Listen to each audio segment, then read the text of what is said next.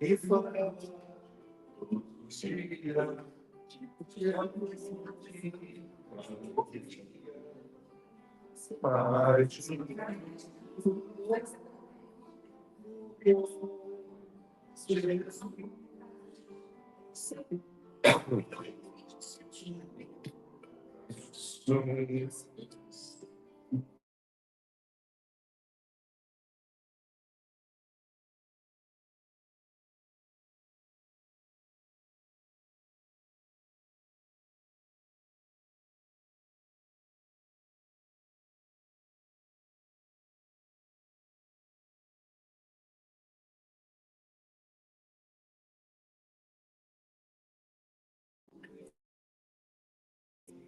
precisou deixou existir e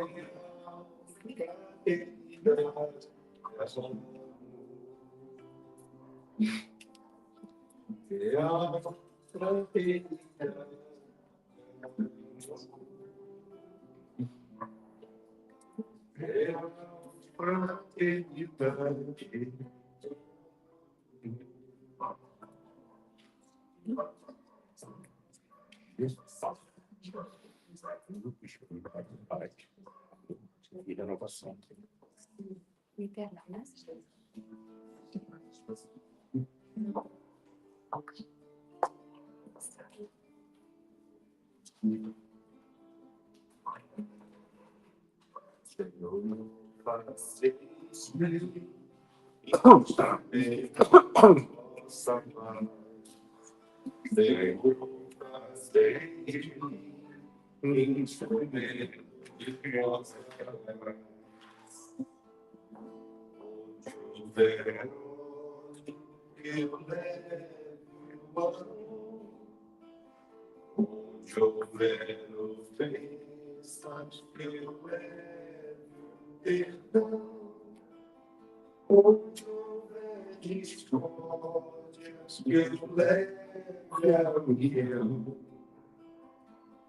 Onde houver dúvidas, que eu leve a fé.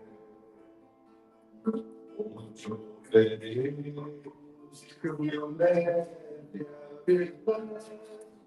Onde houver desespero, que eu leve a esperança. Onde houver tristeza, que eu leve alegria, onde houver trevas, que eu leve ó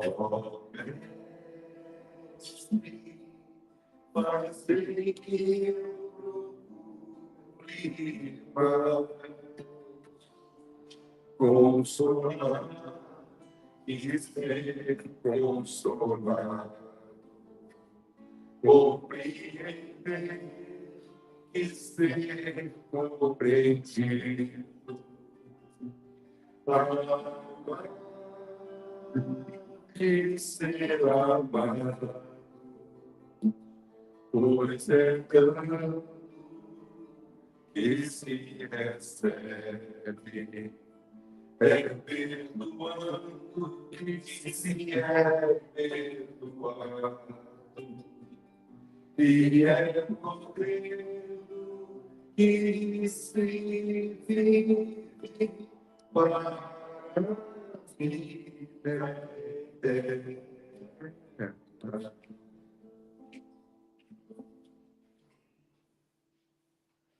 Boa noite a todos. É muito bom estarmos aqui juntos novamente. Se tem alguém que está vindo pela primeira vez, que receba o nosso abraço mais que especial, embora eu acho que todos os rostinhos que eu vejo aqui já são conhecidos. A gente chega aqui nessa casa que está sendo preparada o dia inteiro pela espiritualidade, e essas músicas que o Ricardo traz para a gente ajudam mais ainda a gente a acalmar os nossos sentimentos a ter mais esperança. E isso é muito bom. A gente realmente precisa disso, né? Agora, para a leitura inicial e preparação, vou pedir, Nayana, você viria para a gente?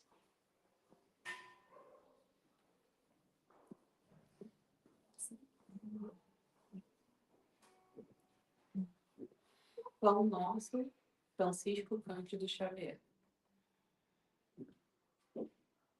Amor fraternal. Permaneça o amor fraternal. Paulo. As afeições familiares, os laços consanguíneos, as simpatias naturais podem ser manifestações muito santas da alma, quando a criatura eleva no altar dos sentimentos superiores. Contudo, é razoável que o espírito não venha cair sob o peso das inclinações próprias. O equilíbrio é a posição ideal. Por demasia de cuidado, inúmeros pais prejudicam os filhos. Por excesso de preocupações, muitos cônjuges descem às cavernas do desespero, defrontados pelos insaciáveis monstros do ciúme que lhes aniquilam a felicidade. Em razão da invigilância, belas amizades terminam em abismos de sombra. O apelo evangélico, por isto mesmo, reveste-se de imensa importância. A fraternidade pura é o mais sublime dos sistemas de relações entre as almas. O homem que se sente filho de Deus é sincero irmão das criaturas, não é vítima dos fantasmas, do despeito, da inveja, da ambição, da desconfiança. Os que se amam fraternalmente alegram-se com o júbilo dos companheiros, sentem-se felizes com a aventura que lhes visita os semelhantes. As afeições violentas, comumente conhecidas na Terra, passam vulcânicas e inúteis. Na teia das reencarnações, os títulos afetivos modificam-se constantemente. É que o amor fraternal, sublime e puro, representando o objetivo supremo do esforço de compreensão, é a luz imprescindível que sobreviverá no caminho eterno.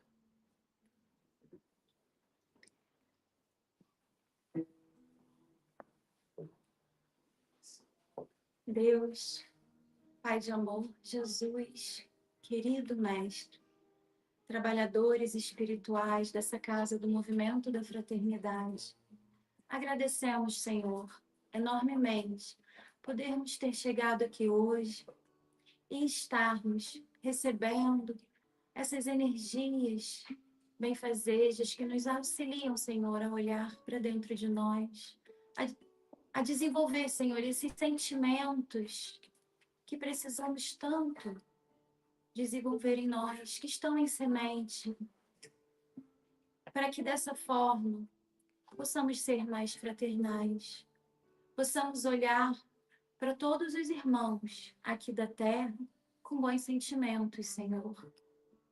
Mesmo aqueles que ainda trilham caminhos tortuosos, que possamos treinar em nós fazer aquilo que os mentores fazem, que é ver o que seremos lá na frente e não os erros que estamos traçando agora para as nossas vidas. Agradecemos enormemente a vinda do nosso irmão Alfredique, lá de Niterói, com a sua esposa, que se reverta para ele, Senhor, em bênçãos, tudo que ele está trazendo para nós, em palavras, em consolação.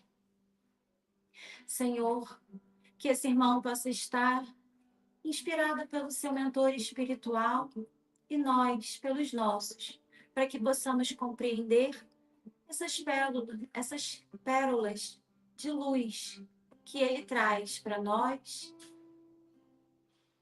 pelos ensinamentos do Espiritismo.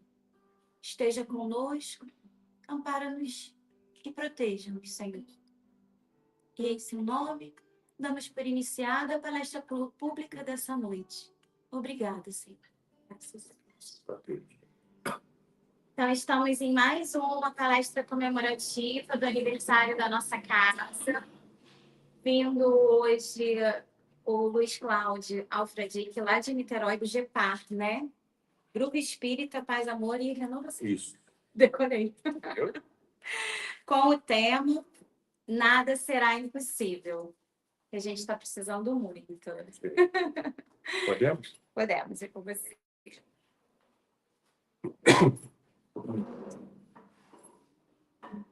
Muito boa noite a todos. Boa noite. Que a paz de Jesus, que já nos envolve neste ambiente, possa nos manter todos tranquilos, serenos, focados no objetivo que trouxe cada um de nós aqui caiu aí.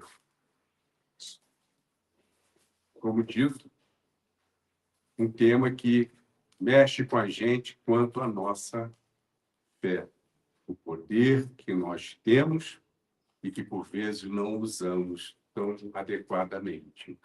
Lá no Evangelho de Mateus 17 a 20, nós encontramos o relato daquela passagem em que um homem se dirige a Jesus, se ajoelha diante dele e implora: Senhor, curai o meu filho, está insano, ora se joga no fogo, na água. Já busquei aos seus discípulos pedindo que o curasse, mas eles não conseguiram curar. Mas eu sei que o Senhor poderá curar.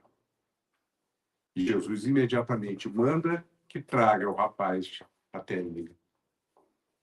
E ali, usando todo o seu poder, todo o seu magnetismo, identificou que era um caso de obsessão, já em possessão, e ali ordena que aquele espírito se afaste, ficando bom o rapaz. Algum tempo depois, em particular, os discípulos foram ter com o mestre e perguntaram: por que nós outros não conseguimos retirar aquele espírito? E Jesus disse: se tivesses a fé do tamanho de um grão de mostarda, para quem não conhece, grão de mostarda é menor que a cabecinha de um alfinete, mandaria que a montanha saísse dali para acolá. Ou seja, faltou fé nos discípulos. Vamos lembrar também que Jesus, como ninguém, utilizava a linguagem figurada para ali consolidar os seus ensinamentos. De certo que ele não estava se referindo a mandar que uma montanha saísse de um lugar e fosse para outro, e sim vencermos as montanhas das nossas vidas, os nossos obstáculos, as nossas adversidades que temos todos nós dentro de nós. Fé. O que vem a ser fé? Ao pé da letra, na tradução, encontramos ali crer, confiar, confiança.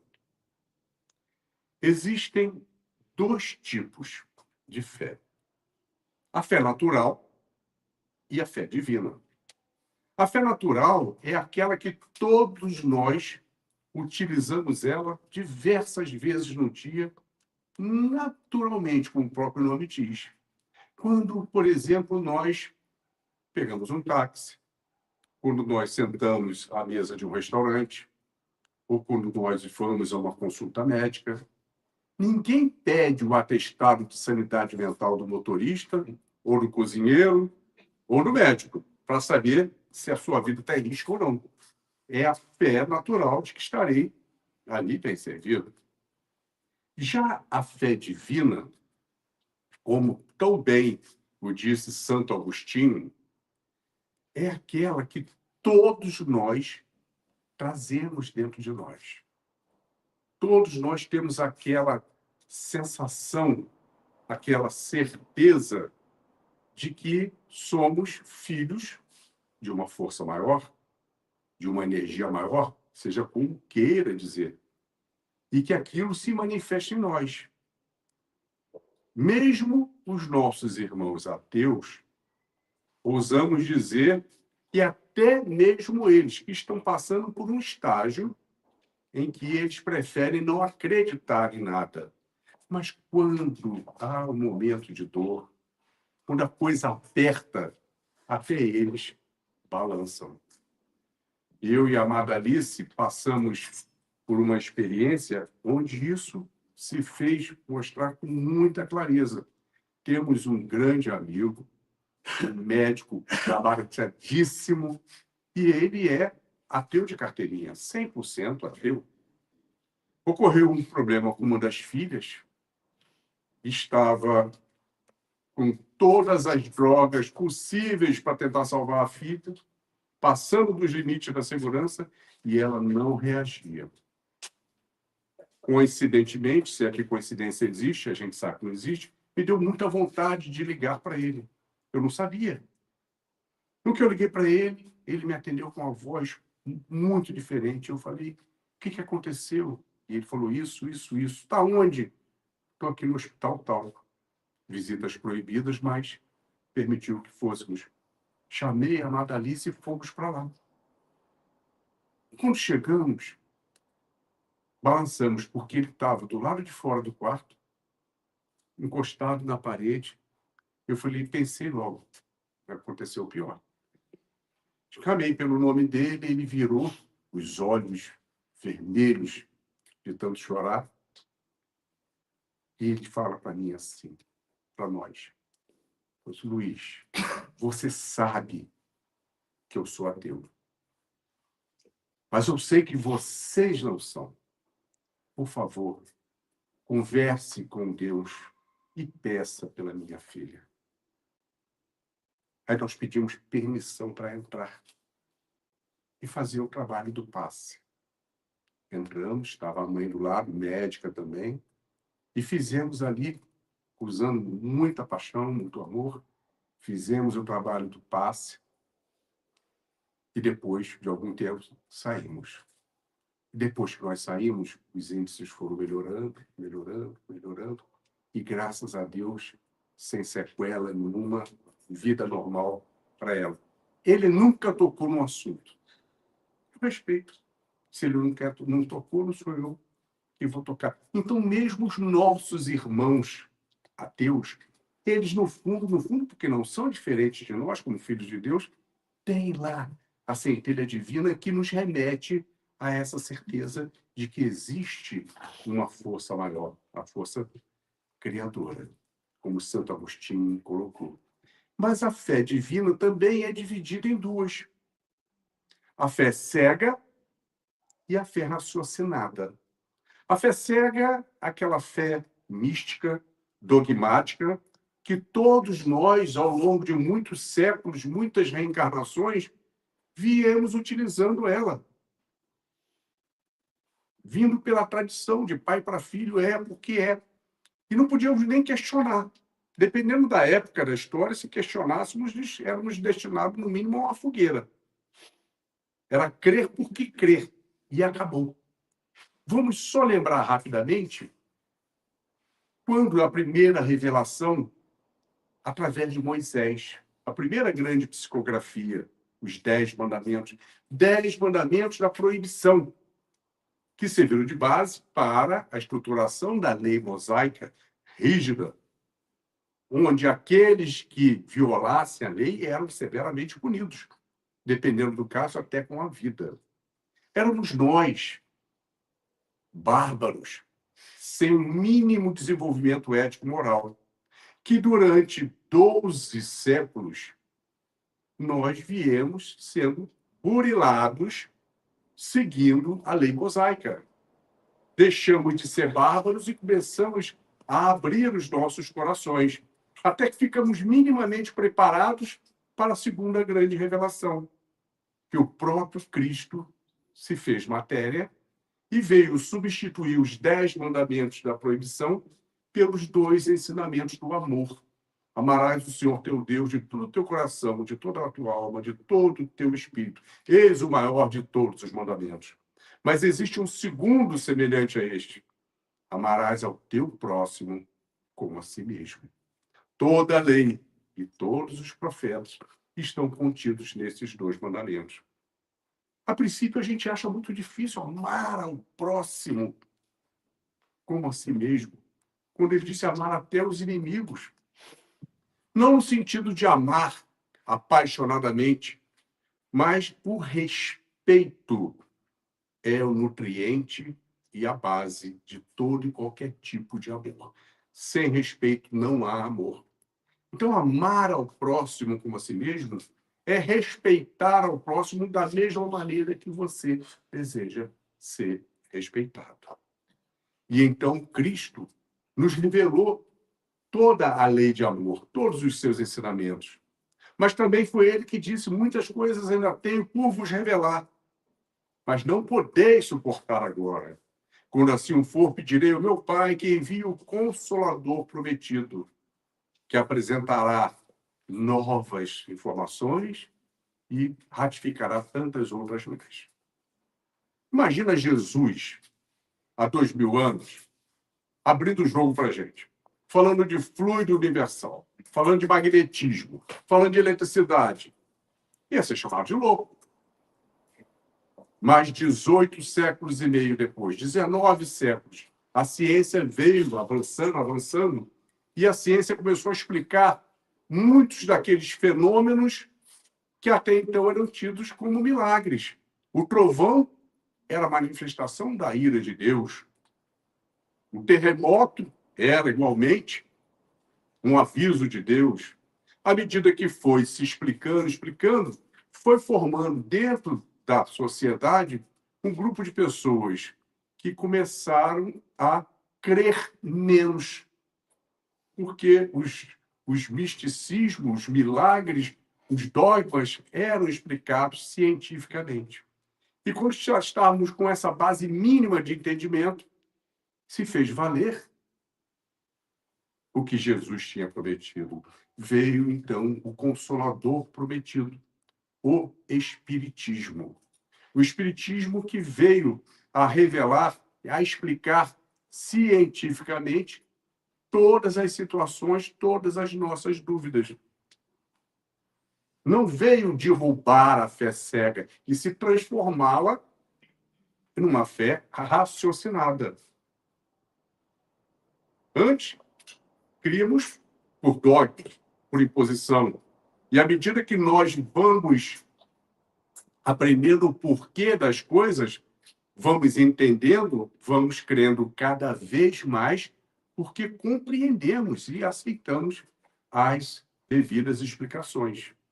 A fé cega que ainda existe em boa parte do mundo, ela é importante? Claro que é.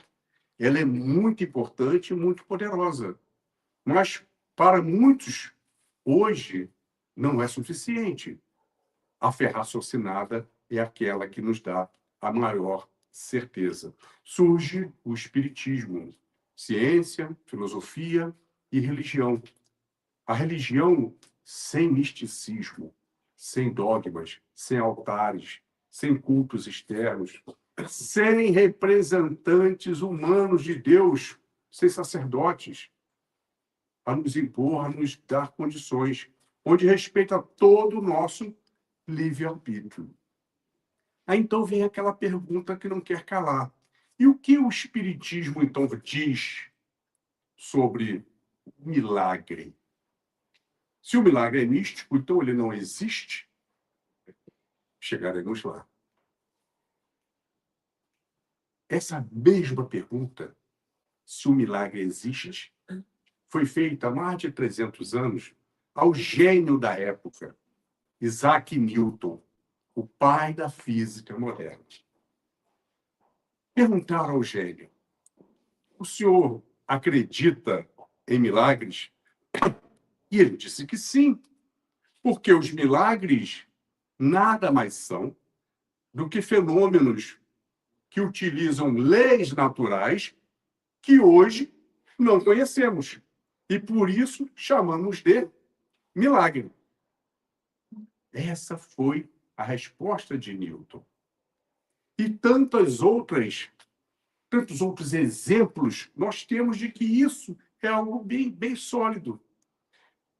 Entre 1509 e 1510, uma nau portuguesa naufraga aqui na costa brasileira. Um único sobrevivente. Diogo Álvares Correia. E ele sobreviveu, e todos aqueles baús, todos os destroços que vieram a estar na areia, nas pedras, ele foi catando aquilo que poderia ser útil. Alguma coisa ali, muitas coisas seriam úteis para ele. Entre uma das coisas que tinha nessas bagagens que ele conseguiu recuperar, tinha um bacamarte. Bacamarte é aquela espingarda do cano grosso que se utilizava naquela época, onde você tem que botar a pólvora, tem que botar o corinho, socar com cuidado, botar a munição, botar o chumbo, e pronto, ela está pronta para um disparo, mas é um disparo só. Depois tem todo o ritual novamente para carregar. E ele estava com o bacamarte. Em determinada situação, de repente, ele se viu cercado por dezenas de índios. E ele percebeu, é o meu fim. É o meu fim. Porque eu só tenho um tiro. O que eu vou fazer? E ele elevou o seu pensamento ao alto, pedindo a Deus que pelo menos fosse rápido, que eles não o maltratassem, não judiassem dele. E a resposta, como todas as preces nós temos sempre a resposta veio imediata por intuição, inspiração. Uma ave grande pousa no galho de árvore perto dele. Ele imediatamente pega o bacamarte e destroça a bichinha. Os índios nunca tinham visto aquilo. Um homem trovão. O homem apontou e disparou um trovão que matou a criatura. Pegaram ele e levaram para a tribo. Mas pegaram, abraçando com todo calor. O chefe, imediatamente, quis honrá-lo e ofereceu a ele a mão de sua filha em casamento. Burro é quem diz que português é burro. Porque ele aceitou imediatamente. Se eu não posso ser o chefe, vou ser o genro do chefe e vou ficar uma boa aqui nessa terra perdida. Todos nós já ouvimos falar nele, que recebeu da tribo o nome de Caramuru. No ano de 1962, a TV americana lança no mundo um desenho animado que foi revolucionário, impactante, futurista, a família Jetsons. Era uma coisa muito linda. Os carros voavam, as calçadas eram esteiras, os telefones não tinham fio, mas tinha um pedaço do desenho que minha mãe morria de inveja. Era quando a Madame Jetson estava no telefone, e parecia um Motorola, aquilo. Estava no telefone, conversando, blá, blá, blá, blá, blá, blá, e, de repente, ela, menina, esqueci de fazer a comida. E ela continuava com o telefone, pegava lá um pacote, abria uma caixa que mais parecia uma televisão, botava dentro, apertava o botão, continuava falando, e alguns segundos depois, apitava, e quando abria, estava pronta a comida. E minha mãe falava, tudo que eu queria na minha vida era uma caixinha dessa. E meu pai falava assim, gente, vocês perdem muito tempo vendo essas mentiras. Algum tempo depois, as leis naturais da micro-ondas foram descobertas pela ciência. Foram estudadas, trabalhadas, e todos nós temos hoje uma caixinha daquela nas nossas cozinhas. O que era algo fantástico, místico, passou a ser um aparelho nosso. E aquele outro filme do Sr. Spock, aquele da orelha pontudinha, Star Trek, todo episódio, alguém ia para o planeta, depois voltava. Mas como é que ia? 2 para descer. Sumia e aparecia depois 2 para subir.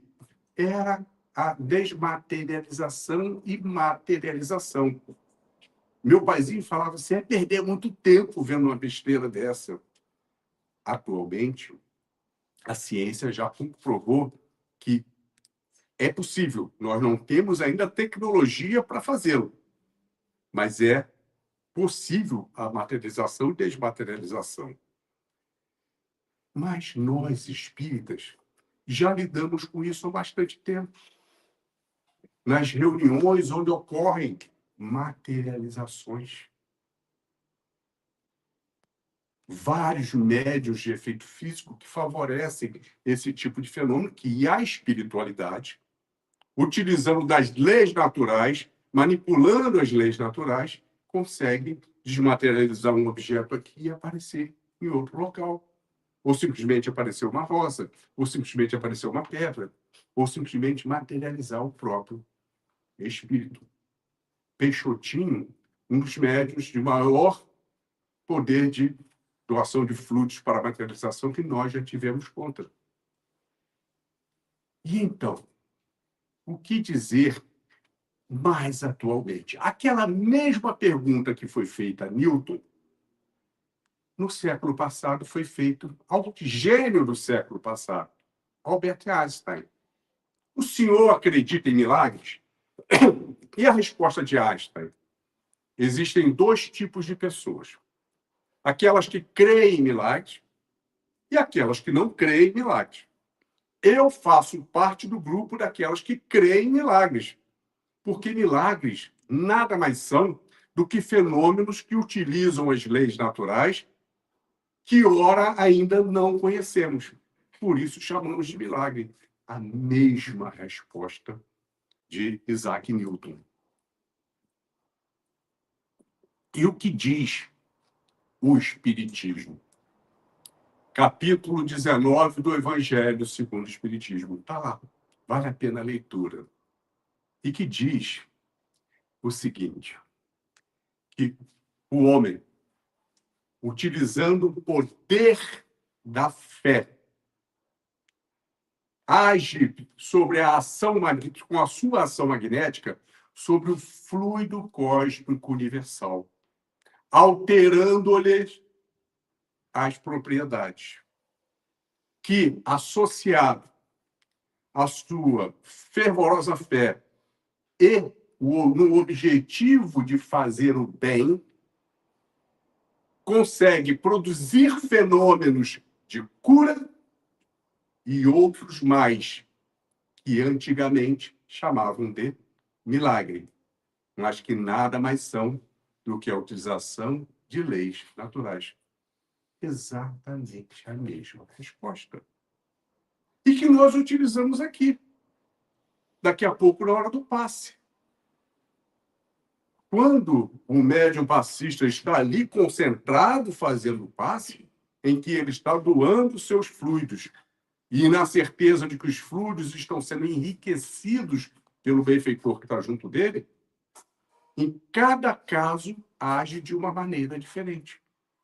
O passista não sabe onde, mas o benfeitor sabe onde melhor beneficiar na célula malsã, no equilíbrio energético do corpo, nos seus pontos de energia, no perispírito, na alma. Utilizamos no dia a dia.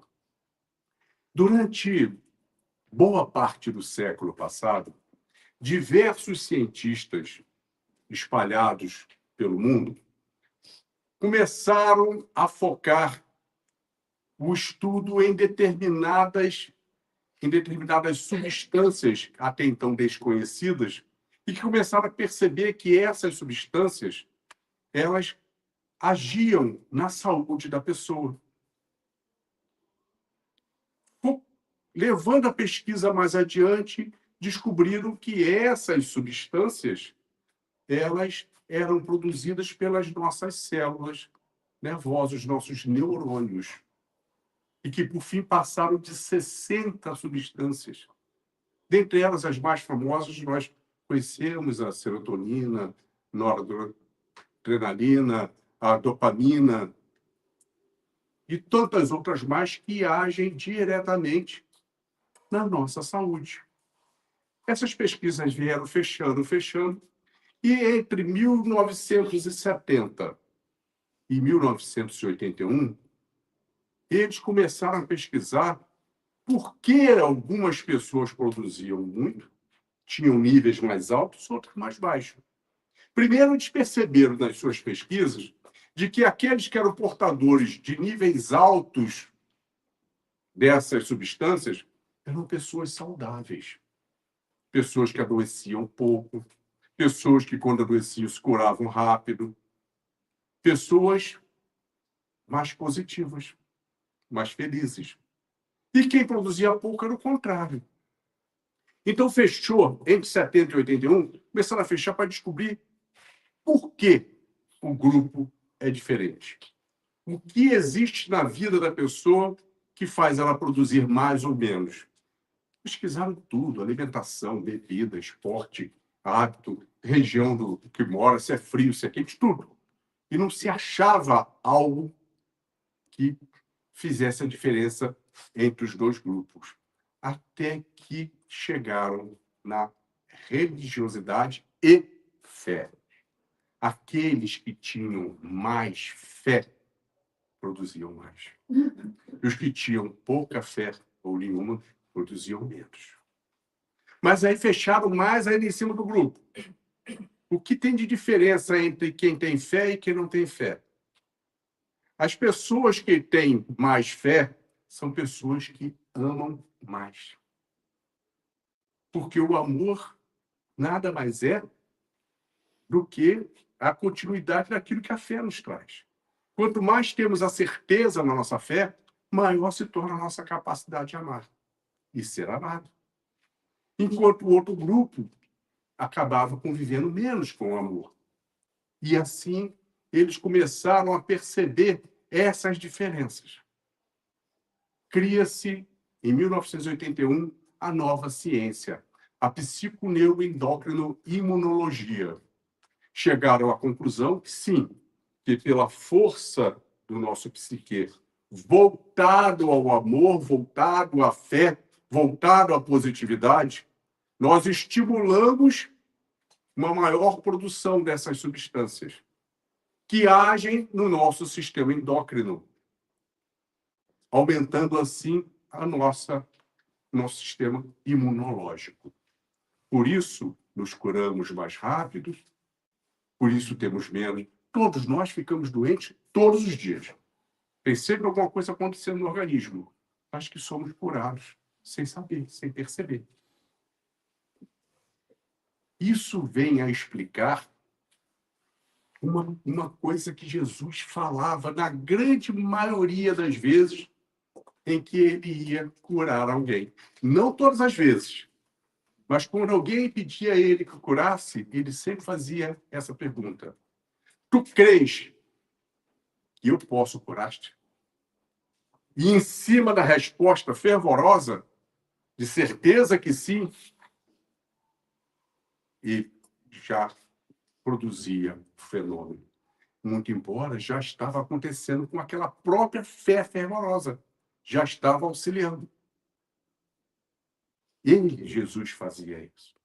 2005, o doutor Irving Kirsch, da Universidade de Harvard, tem acesso aos arquivos do FDA, que é o órgão americano que cuida dessa parte de medicamentos, autorizar medicamento a ser vendido ou não.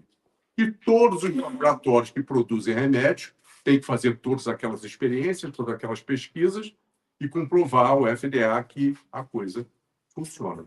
Ele teve acesso a todas as pesquisas dos laboratórios que produziam o remédio para a depressão, o antidepressivo.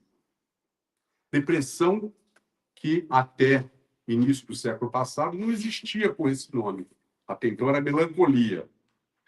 E depois foi visto que era uma coisa mais severa, depressão, que vem do latim deprimere, que é puxar para baixo, empurrar para baixo, e é exatamente isso que acontece com uma pessoa que passa pela depressão. Todos nós sabemos disso. E nessas pesquisas são obrigatórios, para todo e qualquer tipo de medicamento, fazer a comparação do efeito placebo. O que é o efeito placebo? Pega-se o remédio e pega-se o remédio falso, igualzinho, tudo igual. A única diferença é que esse aqui tem o princípio ativo, e esse aqui, no jargão popular, tem farinha, não tem efeito nenhum. E para ver qual é a diferença na reação. E no que diz respeito aos antidepressivos, foi percebido que 82% dos casos de depressão leve e média 82% das pessoas que tomavam o placebo, ou seja, a medicação falsa, ficavam boas. 82%. Não nos casos de depressão severa, mas no caso de depressão leve e moderada, 82% tomavam comprimido de farinha e ficavam boas.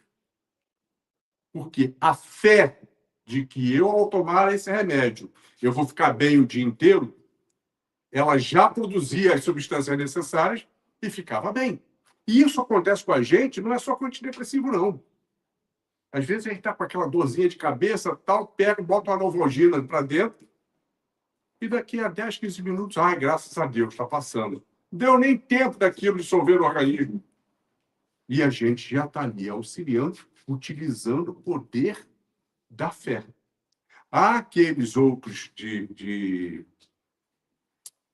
depressão severa, não, realmente não fazia o efeito, tinha que ser mesmo através do antidepressivo. Então, fica comprovado cientificamente que o nosso poder da fé, ele age sempre ao nosso favor nessa colocação. Não à toa, os espíritos vêm a nos informar que o melhor antídoto, o melhor remédio para a depressão é o trabalho na caridade. A pessoa está em depressão, estimula ela a abraçar algum tipo de trabalho na caridade. É impressionante o resultado, porque o que é a caridade? O amor em ação. Ela vai estar ali em serviço de amor, estimulando extremamente os seus neurônios a produzirem aquilo que ela precisa de medicação. Os espíritos vieram a confirmar isso. O melhor remédio para a depressão é o trabalho na caridade. Durante todos esses séculos que nós passamos, sempre aconteceu, em algum ponto do mundo, de repente surgir um foco de milagres. E em cima daquele foco de milagres, um templo, uma igreja nova, algo diferente. Das diversas religiões. É a espiritualidade maior, no seu grande planejamento, quando via que determinada população estava sem fé, é necessário sacudir, é necessário estimular. Vamos ali fomentar um ponto de fé. E aí temos na história da humanidade diversos casos de milagres que foram se multiplicando e o que acontece com aquela população, ela vai desenvolvendo uma fé mais fervorosa e aquilo se expande às fronteiras. Temos dezenas de casos. Dezenas. Lá, justamente na época em que Kardec estava apresentando a doutrina espírita, no dia 26 de fevereiro, 11 de fevereiro de 1858,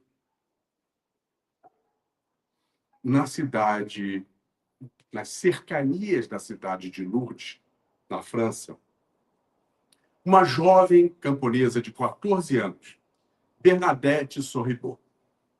Ela caminhava pelo campo quando, de repente, é acometida por uma vontade irresistível de ir até uma gruta que tinha ali perto, a Gruta de Massabielle. E ela foi.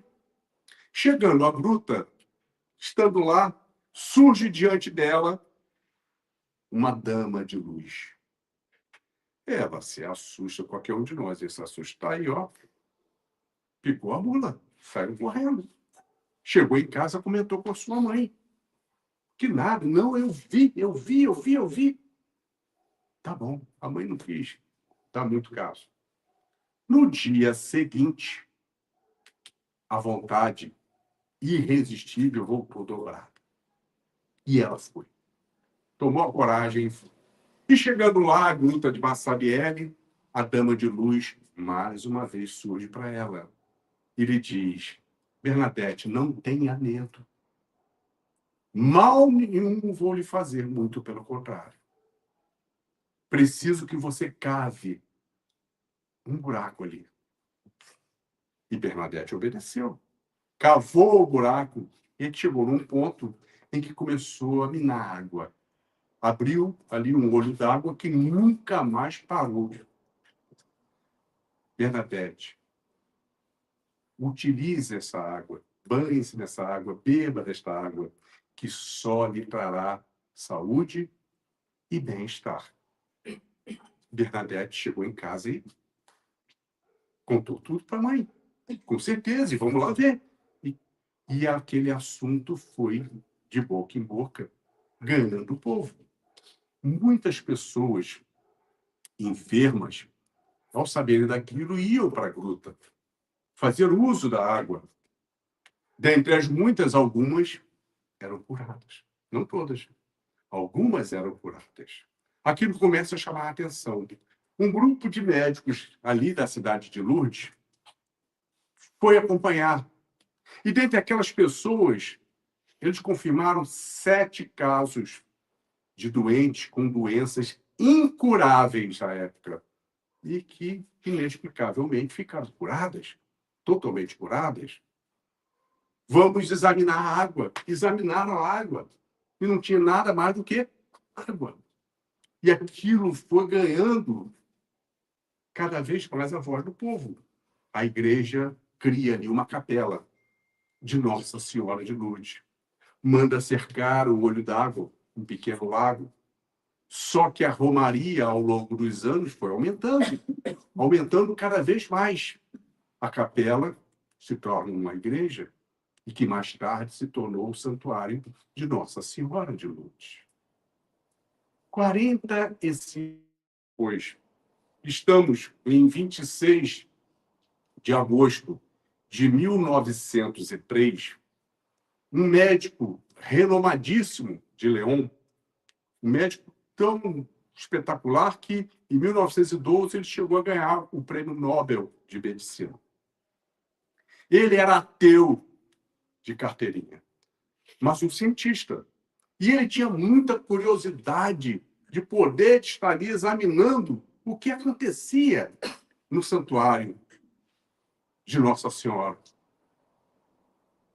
Até que, por acaso, sabemos que acaso nada mais é do que a concretização dos planos de Deus, um amigo, um colega médico, que era um médico, toda semana saía um trem de Lyon para Lourdes, 12 horas de viagem, e esse trem, um dos vagões, era destinado exclusivamente para os doentes que iam se tratar em Lourdes.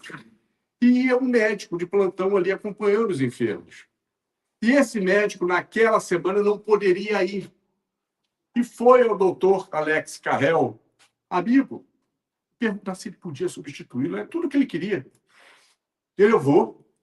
E ele foi naquela semana. Mas foi como cientista. Dentre os quase 100 passageiros doentes que estavam naquele vagão, ele procurou um que estivesse gravemente doente. E vou acompanhar o tempo todo. Escolheu uma jovem de 22 anos, Marie Pali. Ela estava em estado avançado de peritonite tuberculosa. Mal conseguia respirar. E foi nela que ele focou. E de hora em hora, verificava sua temperatura, fazia a tomada dos exames para ir acompanhando e viu que o estado dela se agravava muito. Quando estava chegando em Lourdes, ela estava com 42 de febre, batimento cardíaco acima dos 150, pele totalmente branca, lábios roxos, as unhas roxas, era a agonia final. Quando chega o trem na estação, ele já é surpreendido por uma quantidade enorme de maqueiros que estavam ali para pegar os doentes e levar as macas até as águas de Lourdes. E ele ficou surpreso em saber que eles faziam aquilo de graça, Quem eram eles? Muitos eram aqueles que foram curados nas águas de Lourdes. Outros que tiveram seus parentes curados. E era a maneira que tinham ali, amorosamente, de retribuir. E ele acompanhou. Quando chegou à beira da água, ela estava tão mal que eles não a colocaram para banhar. E sim jogaram a água sobre ela. Dali, como fazia com os demais, botava para repousar perto da entrada da gruta. Dr. Carrel, percebendo que era o momento final, mas naquele momento em que ela estava sendo banhada, como ele relata em seu livro, ele dirige um pensamento ao alto, dizendo: Senhora de luz, gostaria muito de crer que a senhora existe, que não é fruto da imaginação da humanidade. Mas se por um acaso a senhora existe e eu estiver errado, por favor, poupe a vida dessa jovem. Tem tanto pela frente e está em estado de agonia, não tem mais do que alguns minutos. E a senhora estará curando não só a ela, mas também a mim, na minha incredulidade. Ele só fez isso. Acompanhou, colocaram lá ela deitadinha, perto da gruta, ele sentou-se ao lado, esperando o momento derradeiro. Um par de horas depois, ele olha para ela, sentiu ela baixo-corada. Aproxima-se, verifica a temperatura, 36,5. Batimento cardíaco, 80. Lábios, unhas, normais. Um pouco mais ela desperta. Mal conseguia respirar, ela desperta conversando. E viajou todas as 12 horas de volta, sentada ao lado dele, conversando direto, com ele totalmente curado. Marie Bali, como foi de sua vontade, ela se tornou uma freira mariana. E Dr. Alex Carrel transformou-se num fervoroso católico, divulgando a fé. É o poder da fé. No Santuário de Lourdes e tantos outros santuários. Aqui no Brasil, 13 milhões de peregrinos por ano vão a Nossa Senhora Aparecida e muitos conseguem o que querem. Lourdes recebe em torno de 6 milhões de peregrinos por ano. Nossa Senhora de Fátima, em Portugal, outros 6 milhões. Todas as vezes que eu e a Madalice viajamos lá para Portugal, somos espíritas, mas a gente sempre vai lá no santuário. E é impressionante o que você sente. É toda uma psicosfera e que ali, associada à sua fé, você consegue os resultados. Aliás, me permitam contar algo que aconteceu conosco. Estavam eu, a Madalice, uma amiga e o esposo. Esta amiga tinha recentemente perdido a mãe. E estávamos lá. E era um dia, assim, uma segunda-feira, fora daquele movimento da época, estava tudo muito vazio. E numa das capelas pequenas, estava acontecendo uma missa. E nos aproximamos, era uma missa para um grupo de excursão de alemães que estavam ali, e o padre falando ali. E elas pararam, vamos ficar aqui um pouco, vamos ouvir. Eu não entendi nada. Eu não entendi absolutamente nada. E elas ali, era justamente na hora do sermão do padre. E eu estou escutando o padre falando lá aquilo tudo. Quando eu olho, tá a Madalice chorando, a Lília chorando, e o esposo dela também, balançado. Aí tá bom. Quando acabou o sermão, aí vira a vez para mim, gente, exatamente tudo. Ele contou a vida da dona Dalva, o que aconteceu com a dona Dalva. Contou para quem? Ou seja, elas ouviam português. Eu que estou ali escutando ele falando em alemão, para os alemães. Mas elas ouviram tudo em português. porque foi favorecida. Então, é inquestionável isso que ocorre. E isso ocorre em diversos cantos do mundo, nas diversas religiões, onde o poder da fé da pessoa, junto ao fluido universal, consegue produzir fenômenos de cura e tantos outros mais. Era primavera em Jerusalém. Aquele viajor, sentado aos degraus do templo, apreciava o pôr do sol no vale de Cedron.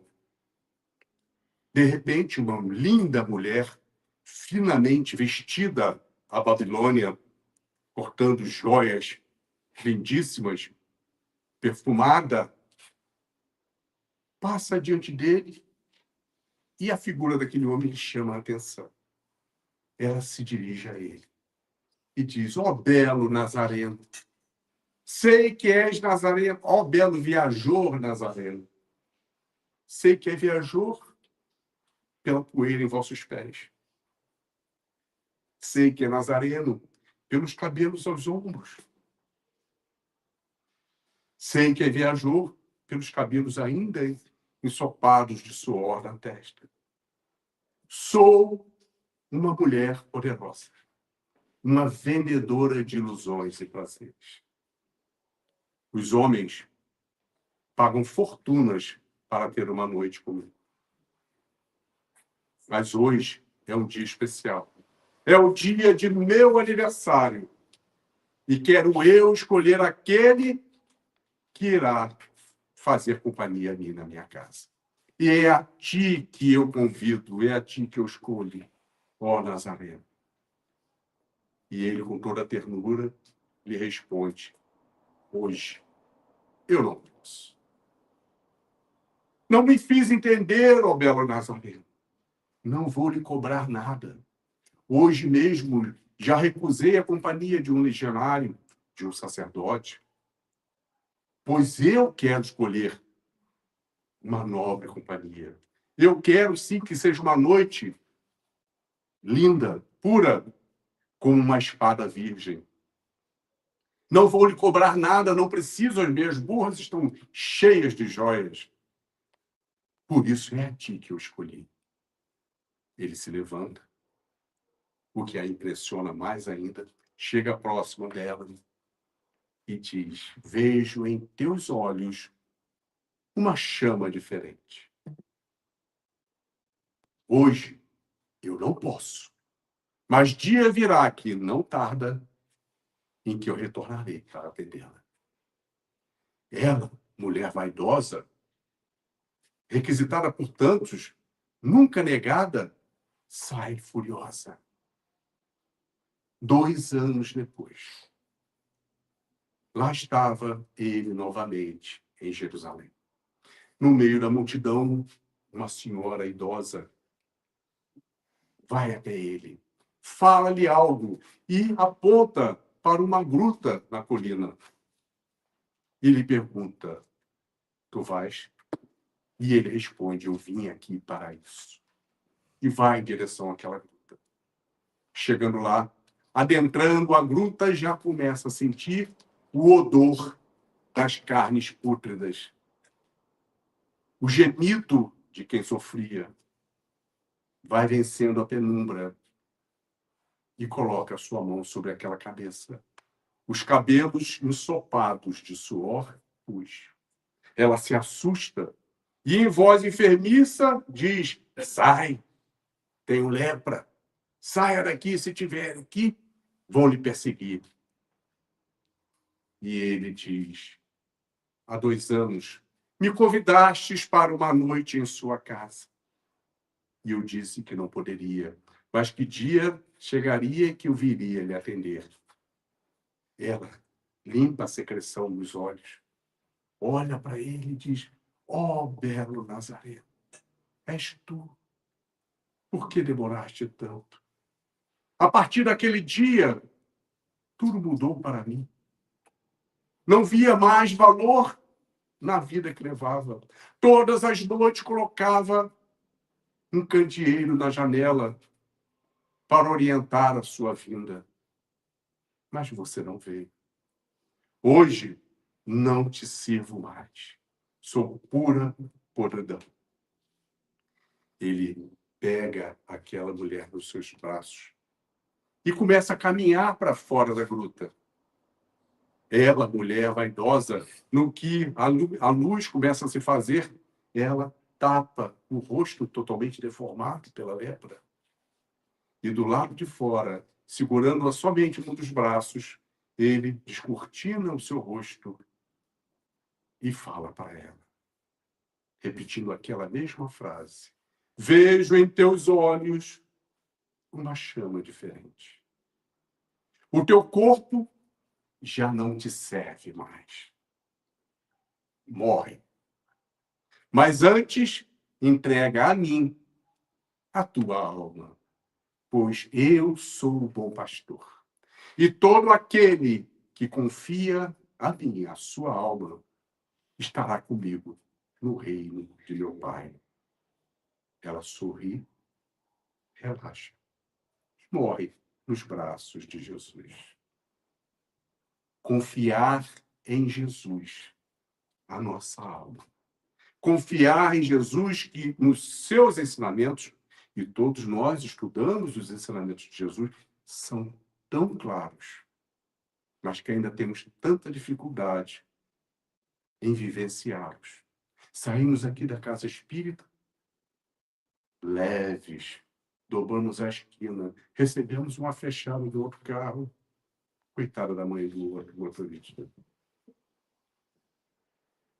E sim, vivenciar os ensinamentos de Jesus, que nós temos que, diariamente, estar policiando isso, para que possamos fazer aquele grãozinho de mostarda que é a nossa fé.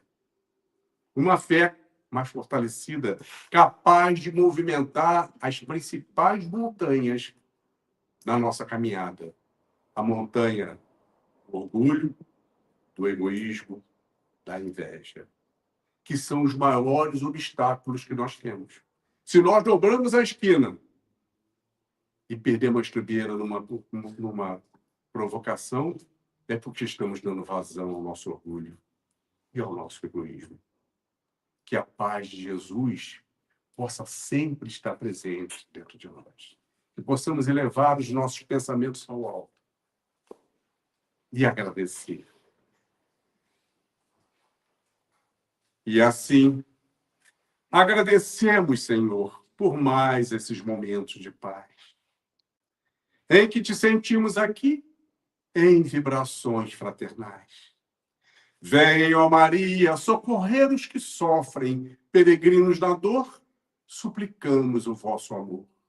Quando a dor bater à porta, sejamos gratos a Deus, pois Ele sempre, sempre abençoa os filhos seus. Quanta luz neste ambiente, descendo sobre nós, vibrando em nossas mentes. Senhor Jesus, ainda somos tão crianças necessitadas de luz, suplicamos o celestial amparo para nos livrar do mal. Tu, Jesus, que lançaste ao mundo o novo sentimento, o novo amor, aquele apregoado aos pescadores por teus lábios tão divinos. Ó Rabi da Galileia, o amor que expulsa a multidão dos pecados.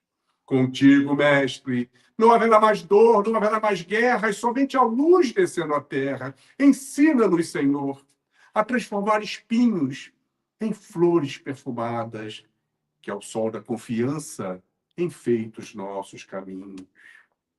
Vem guiar os peregrinos nos mistérios do destino, afastando a escuridão. Vem, ó meigo Nazareno, vem com teu olhar sereno toda a terra a iluminar. Os teus passos pela areia do mundo o vento não leva, o mar não desfaz. Com teus ensinamentos, mestre, tudo se torna mais belo. É a chuva caindo, é o campo em flor. Mas, acima de tudo, é o amor, é o amor. A nossa alegria é bem do Evangelho, vibra e contagia da criança ao velho. O Senhor nos convida a ninguém julgar, porque nesta vida Qualquer um pode errar. Ó, mestre, fazei com que eu procure mais consolar que ser consolado, pois fica sempre um pouco de perfume nas mãos que oferecem rosas.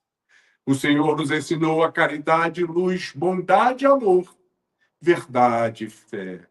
Nosso grande tesouro é a água viva, é o pão que sacia, é este amor que vem de ti, ó Jesus. Abriremos sempre os nossos corações, vencendo as nossas indecisões, ouvindo a tua voz, Senhor, que pelas estradas da vida nos conduz ao bem, na alegria e na dor. Que seja o amor a nossa bandeira de luz. Amado Mestre Jesus, que o Senhor seja a luz em nosso bogar, que o risco não nos impeça de tentar ganhar o mar com o instrumento que se chama amor. Abençoe, Senhor, a nossa união como bons amigos, como bons cristãos, e assim lembrarmos sempre que no reino da paz e da luz, a espera por nós, tu estás, ó Jesus, e que por todo o universo infinito, conosco, Deus está. Obrigado, Deus, pelo vosso amor e pela nossa existência. Obrigado, Maria, pelo vosso amor e pela vossa assistência. Obrigado, Jesus, pelo vosso amor, ensinamentos e benevolência.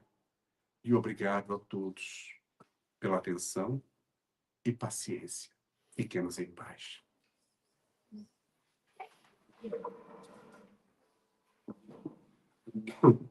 Nós vamos para os passos.